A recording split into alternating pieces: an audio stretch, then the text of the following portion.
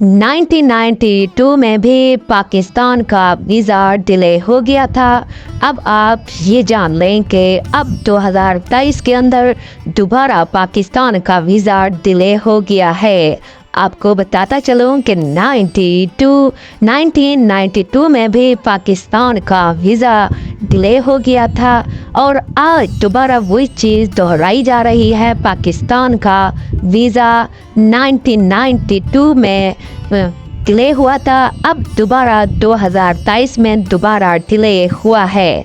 आपको बताता चलो पाकिस्तान का वीज़ा डिले हुआ है तो इस दफ़ा वर्ल्ड कप पाकिस्तान के हाथ आने वाला है। आपको बड़ी अच्छी खबर देता चलूँ कि पाकिस्तान के हाथ में वर्ल्ड कप की चाबी आ चुकी है। पाकिस्तान का वीज़ा 1992 में भी डिले हुआ था, अब 2023 में भी दोबारा डिले हुआ है। बड़ी खुशखबरी देता चलूँ।